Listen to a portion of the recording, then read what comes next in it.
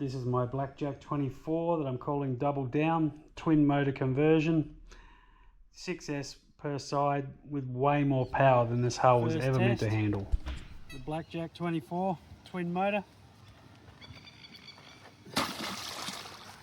We definitely brought the rescue boat today. Yeah.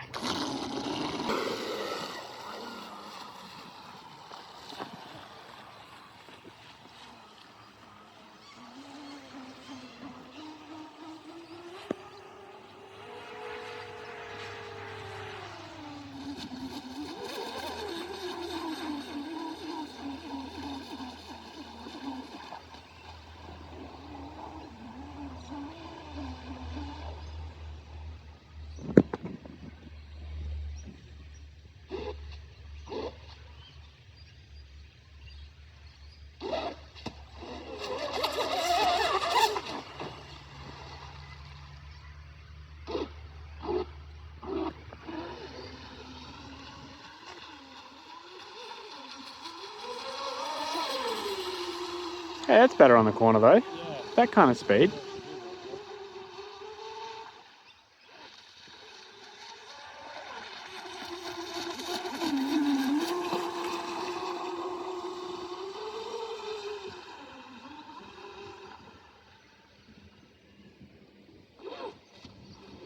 Just no in between. I got no small. Yeah. Accelerate any less than that. So I think we'll just go to 4S.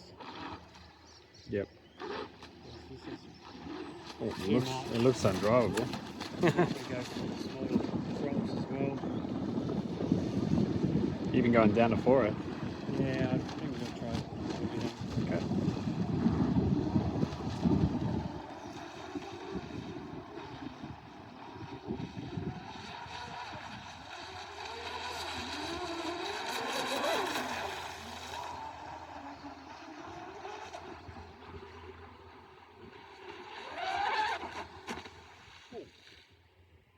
That's a good one.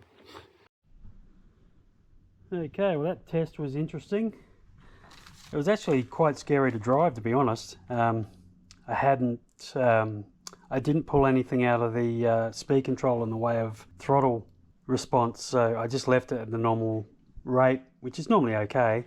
But on this one, just touching the throttle was leaping it out the water. There was no way to go from nothing to the smallest amount without it jumping out the water, so we're going to have to soften that up a lot. My shafts seem to hold up.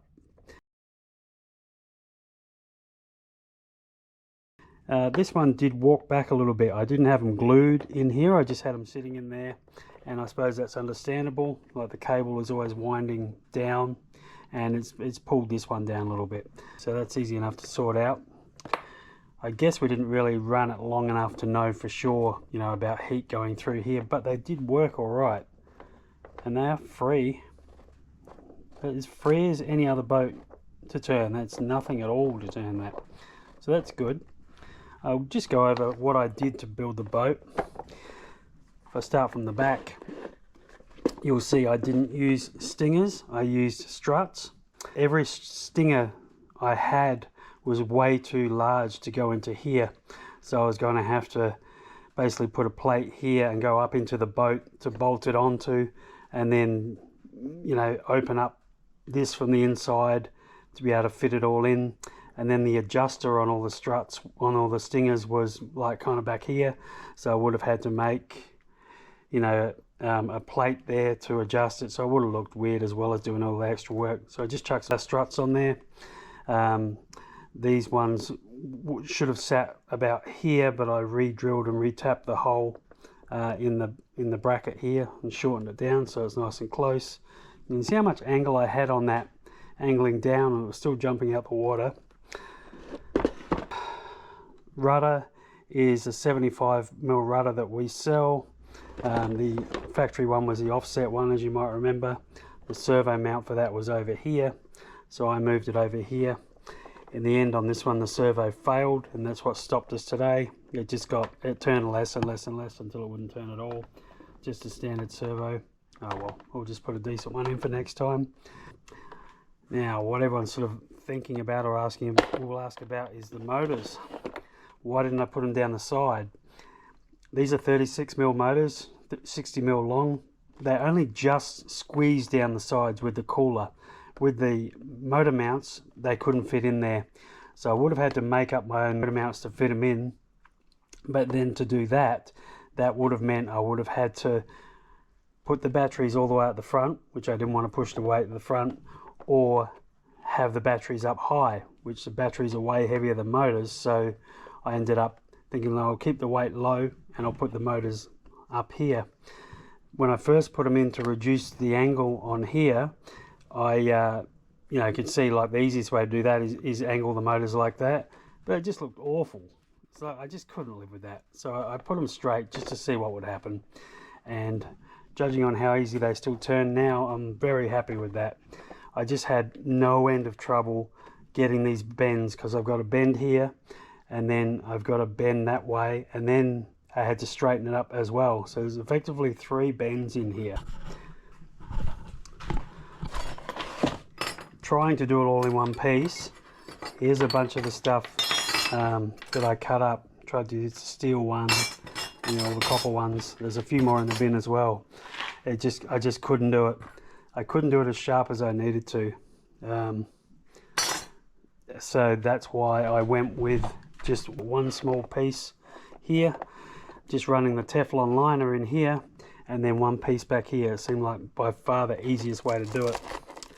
Brock made this up out of, he 3D printed that for me. The speed controllers are our 175 amp. They have a cooling tube that goes like that in the front of them, like the cooling goes in, around and back. And because there's all foam up here, I had to make that part so it couldn't bend or couldn't kink as I pushed it in there. So I got some old brake line off a car and bent it up and joined it on. And I also burnt a semicircle into the foam so I could push them right up without any kinking or whatever. Oh, and the motors, they're 1620, very low kV motors, lower than I wanted, but I had them sitting in the workshop, so I had them from new boats where people ordered upgrade motors. So lower kV than I wanted, but as it turned out, this thing was way more peppy than I wanted. So next run I'll go down to 2S batteries. I might even put smaller props on as well, because I couldn't go, no part of that run was half throttle. It was just way too crazy. The CG, as it is with the batteries, is here. Now there's 2 ways I think to measure CG. Everybody says the whole length of the hull to the back of the hull. The other way I think is more accurate is to the propeller. So if I measure it like from the prop to there, 30% is here. If I measure it from the back, 30% is here. I think now that because the thing was bouncing so much, I think that pretty much proves my way of measuring the CG is probably the right one, because if anything, there's no way it was too nose heavy. And I had, on the second run, I had to push the struts down a fair way, and it didn't really make much difference. I didn't actually run the aerial through here, and we just kept getting dead spots in that lake. It just happens all the time to the right of that lake. Always have radio problems with boats. So I'm just gonna, next time I run it, I'll pull the aerial up here, and that's gonna help. So thanks for watching. I'll put a new servo in it and 4S next time and see what happens.